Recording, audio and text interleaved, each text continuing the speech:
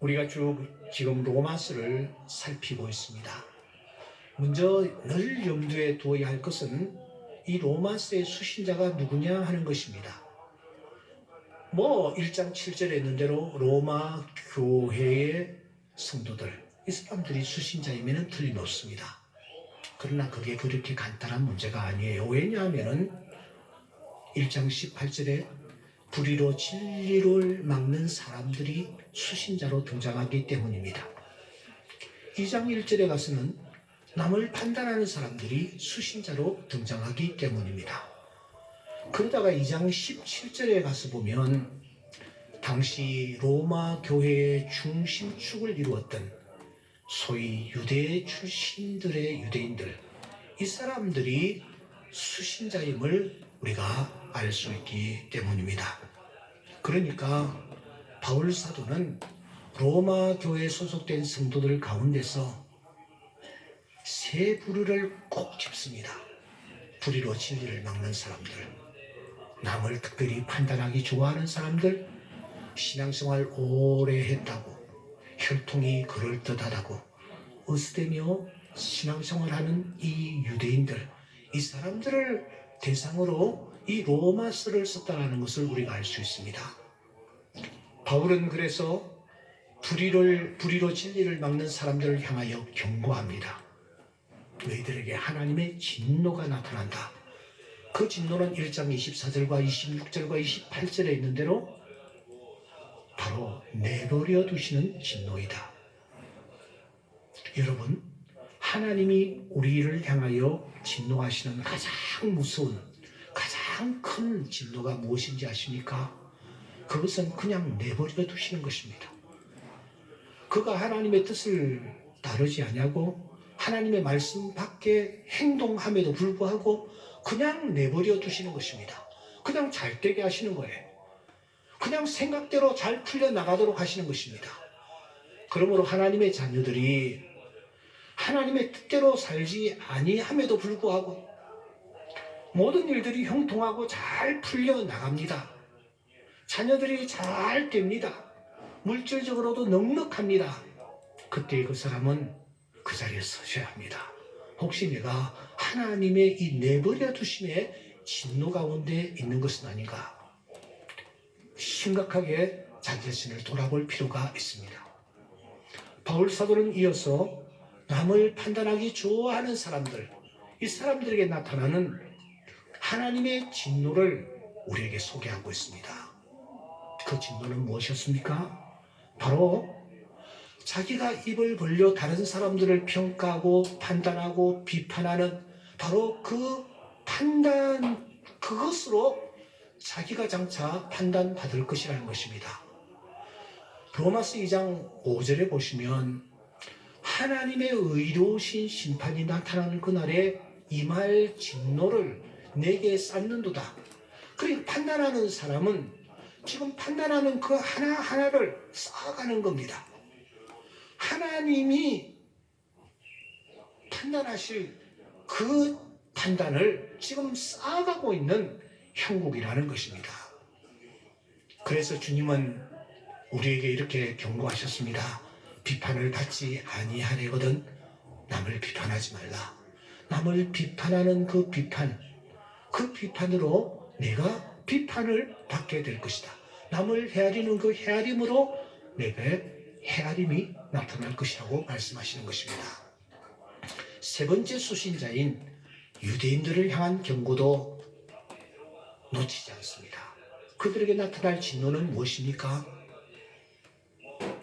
그들은 저 믿음의 조상 아브라함을 중요하게 생각하고 아브라함이 행했던 할례를 대단히 중요하게 생각했습니다.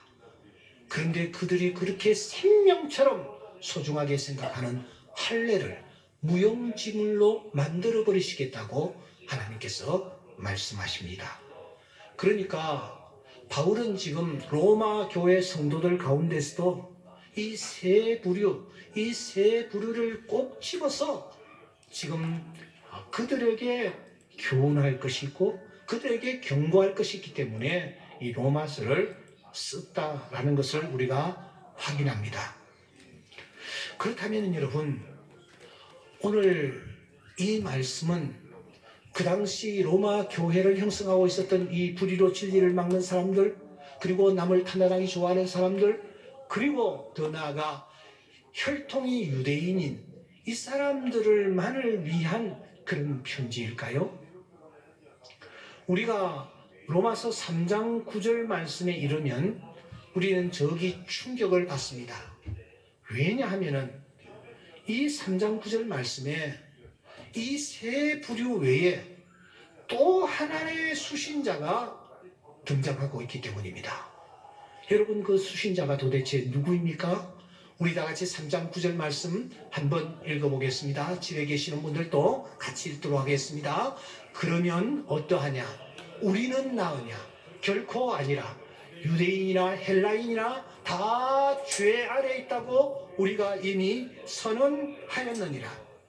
여러분, 여기에 우리라는 호칭이 하나 등장을 하고 있습니다. 세 부류만 수신자인 줄 알았더니, 그래서 우리가 마음을 놓았는데 진정한 수신자, 최종 수신자가 드디어 여기에 등장을 합니다. 우리랍니다. 우리랍니다. 여러분, 화살이 우리의 면전을 직접 향하고 있습니다. 우리에게 보낸 편지라는 것이죠. 우리 한 사람 한 사람을 향한 말씀이 로마서라는 것입니다. 그러고 보니 현장에서 가늠한 여인을 광장에 불러내었듯이 오늘 엉거주춤하게 뒤에서 숨어있는 우리 한 사람 한 사람을 말씀이라는 광장 앞으로 오늘 바울이 끌어내고 있습니다. 끌어내기 위해서 바울은 먼저 불의로 진리를 막는 사람들, 그리고 판단하는 사람들, 그리고 유대인들을 먼저 등장을 시킨 것을 알 수가 있습니다. 더 나아가 바울은 여러분, 청천궁법과 반복법과 대기법까지 동원하는 것을 우리가 확인할 수가 있습니다. 더 나아가 그들, 너희들, 또 너희, 우리 이렇게 3인칭, 2인칭, 1인칭까지 총동원하는 것을 우리가 확인하고 있습니다. 그러면 우리는 나으냐? 이 한마디를 우리에게 도전하기 위해 우리 모두가 죄인이라는 것, 그래서 그 죄의 대가로 죽음의 골짜기에 던져질 수밖에 없는 존재임을 선언하기 위해서 바울은 할 수 있는 방법을 다 동원하고 있는 것입니다. 물론 여기에 이 바울은 우리를 만난 적도 없습니다. 그러므로 당연히 우리를 알지 못합니다. 그런데 우리를 위해서 바울이 지금 로마서를 쓰려고 생각한 것입니다. 최종 수신자는 우리라는 것입니다. 우리에 대해서 아무것도 알지 못합니다.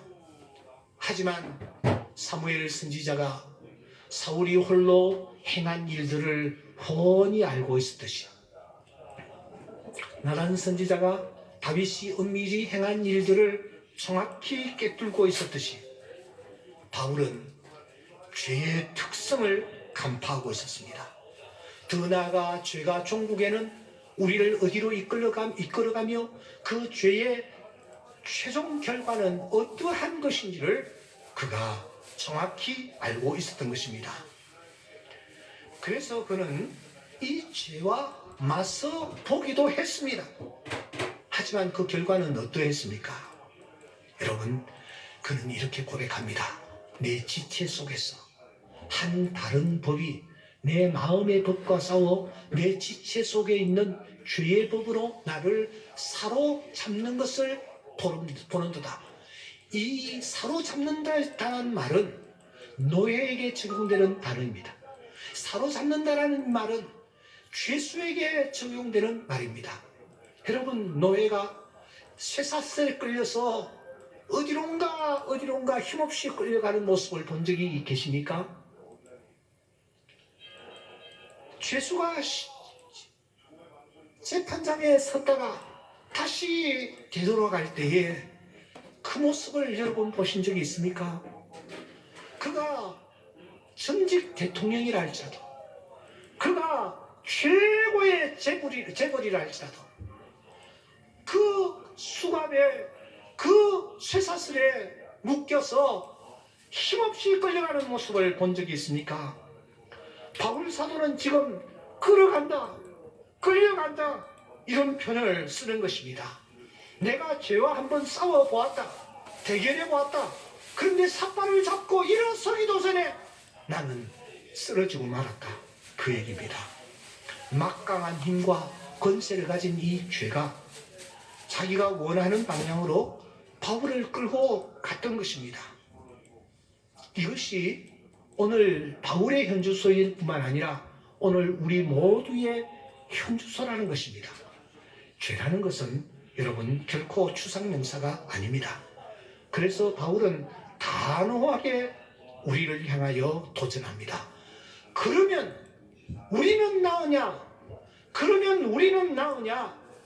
불의로 진리를 막는 사람들보다 나으냐? 다른 사람들을 판단하는 그 사람들보다 나으냐? 유대인들보다 나으냐? 그렇게 우리에게 도전하는 것입니다. 우리 모두는 영적 암세포를 우리가 지니고 있습니다. 죽음이 이미 그 안에 잉태된 사형 선고를 받은 자들입니다. 그래서 불안과 초조와 두려움이 온몸을 휘감는 것입니다. 무엇이 이것을 알려줍니까? 율법이라는 것이 우리에게 이것을 알려주는 것입니다. 바울은 로마서 3장 20절에서 그러므로 율법의 행위로 그 앞에 의롭다 하심을 얻을 육체가 없나니 율법으로는 죄를 깨달음이니라. 율법이라는 여러분 첨단 종합 검진 방법을 들이대면 우리 모두가 다 죽음을 앞당기게 하는 이 죄라는 무서운 암세포를 지니고 있다 하는 것을 깨닫게 하는 것입니다. 로이더 존스 박사는 이 부분에 이르러 이렇게 말하고 있습니다. 우리가 우리 자신을 그렇게 알아야 함은 언제고 절대적으로 중요하다. 어느 누구도 자기가 전혀 소망이 없음을 깨닫지 않고서는 그리스도인이 될 수가 없다. 만일 여러분이 여러분의 절망과 무력을 알지 못한다면 그리스도에게 오는 것에 대하여 말하는 것은 무익한 일이다. 때문에 우리는 이쯤에서 두 가지를 확인합니다. 로마서의 수신자는 다른 사람이 아니라 불의로 진리를 막는 사람들, 남을 판단하는 사람들, 더 나아가 유대인이 아니라 내가 로마서의 수신자다. 바울 사도가 이 로마서를 나를 위하여 썼다 하는 것. 또 하나, 나는 죄인이다. 더 이상 소망이 없는 완전히 절망에 빠진 죄인이다. 이런 결론을 우리가 여기에서 도출해 낼 수 있습니다. 더 이상 소망이 없는 우리의 입에서는 그러므로 이런 탄식이 터져 나오지 않을 수가 없습니다. 오호라 나는 곤고한 사람이로라. 이 사망의 몸에서 누가 나를 건져내랴. 오호라 나는 곤고한 사람이로라. 이 사망의 몸에서 누가 나를 건져내랴. 이렇게 탄식하는 탄식자의 귀에 선명하게 들리는 음성이 하나 있습니다.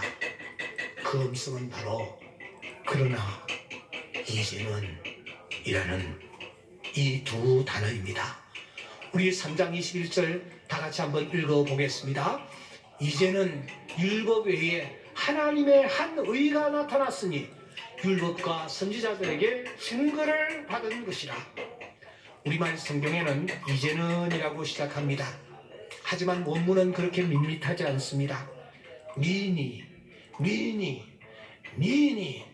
그러나 이제는, 그런데 이제는, 이 두 단어는 대반전, 대전환을 예고하는 단어입니다. 어떤 반전입니까? 어떤 전환입니까? 또 다른 한 길을 하나님께서 예비해 놓고 계시다라는 것입니다. 이 길은 지금까지 가졌던 길과 전혀 다른 길이라는 것입니다. 지금까지의 길은 어떤 길이었습니까? 율법을 지키면 의롭게 되는 길이었습니다. 혼신의 힘을 쏟아 내가 율법을 지키기만 하면 의에 이를 수 있습니다. 그 율법의 숫자가 어느 정도입니까? 신해산 율법이 613가지입니다. 신약에서는 1051개의 율법이 있습니다. 많은 율법들을 우리가 지키기만 하면 의에 이를 수가 있습니다. 의롭다 칭함을 받게 됩니다. 그런데 사랑하는 여러분, 그 율법들 가운데서 물론 지킬 수 있는 말씀들도 있습니다만 이런 말씀들 앞에서는 우리는 여러분 그냥 무릎을 꿇지 않을 수가 없습니다. 왜냐하면 이런 말씀들이 있기 때문입니다. 이것도 우리가 지켜야 할 율법의 말씀입니다. 음욕을 품고 여자를 보는 자마다 마음에 이미 간음을 하였느니라. 더 나아가 형제를 미워하는 자마다 살인한 자니라. 여러분, 이 율법을 우리가 지켜야만 합니다. 지키되 어느 정도 수준으로 지켜야 하는가? 하늘에 계신 너희 아버지의 온전하심과 같이 너희도 온전하라. 하나님처럼 완벽하게 하나님의 말씀을 지키라는 요구입니다. 그러므로 우리가 이쯤에서 내릴 수 있는 결론은 무엇입니까? 사람으로는 할 수 없다라는 것입니다. 사람으로는 의에 절대로 의롭게 되는 이 길에는 이를 수가 없다라는 것입니다. 이런 우리를 위하여 하나님께서 새 길을 열어놓으셨습니다. 의에 이르는 전혀 새로운 길, 방법, 그 방법을 우리 앞에 펼쳐 보이십니다. 그 길, 그 방법이 무엇입니까? 우리 3장 22절 다 함께 읽겠습니다. 곧 예수 그리스도를 믿음으로 말미암아 모든 믿는 자에게 미치는 하나님의 의니 차별이 없느니라. 모든 믿는 자에게 미치는 하나님의 의의 길이 있습니다. 여기에 하나님의 의란 하나님이 새롭게 제시하신 하나님의 방법이라는 뜻입니다. 여러분, 율법으로 의에 이를 수 있도록 제정하신 분도 하나님이십니다. 그 하나님은 우리의 생사를 주관하시며 그 하나님은 심판주로 오늘 또 우리 앞에 계십니다. 그 하나님은 죄의 권세를 사하실 수 있는 분이십니다. 그 하나님이 오늘 우리에게 내가 너희를 위하여 새 길을 열어놓겠다 말씀하십니다. 그 새 길은 모든 믿는 자에게 미치는 하나님의 의입니다. 즉 믿음이라는 것입니다. 구체적으로 무엇을 믿는 것입니까? 곧 예수 그리스도를 믿음으로 말미암아 모든 믿는 자에게 미치는 하나님의 의라고 말씀합니다. 예수 그리스도라는 분을 믿는 것입니다. 그럼 구체적으로 예수의 무엇을 믿어야 합니까? 3장 22절 말씀해 보시면 24절 말씀해 보시면 속량이라는 단어가 등장합니다. 25절은 이어서 화목제물이라는 단어가 등장하는 것을 확인할 수 있습니다. 여기에 이 중요한 두 단어 속량이라는 단어와 화목제물이라는 이 두 단어는 예수와 관련이 되어 나타납니다. 예수 안에 있는 속량, 화목제물 역시 예수입니다. 그러므로 이 두 단어는 우리로 하여금 자연스럽게 저 골고다 사건을 떠올리게 만듭니다. 2000년 저 골고다 위에 십자가가 하나 세워졌습니다. 한 청년이 그 위에 달려 있습니다. 더 가까이가 자세히 보니 그 청년이 입었던 옷들, 겉옷은 물론 속옷까지 확 벗겨졌습니다. 그분의 머리로부터 발끝까지 피들이 흘러내려 땅을 적시고 있습니다. 그분의 머리에는 가시가 멸관이 쓰여져 있고 그의 옆구리에는 창자국으로 말미암아 피들이 콸콸 쏟아지고 있습니다. 그를 향하여 사람들은 비웃으며 조롱하며 저가 만일 구원자이면 하나님이면 스스로 내려올 걸 하며 혀를 끌끌 차고 있습니다. 침을 뱉기까지 합니다. 그분의 입에서는 비참한 음성이 들립니다. 엘리루이라 마사박다니, 나의 하나님 어찌하여 나를 버리시나이까.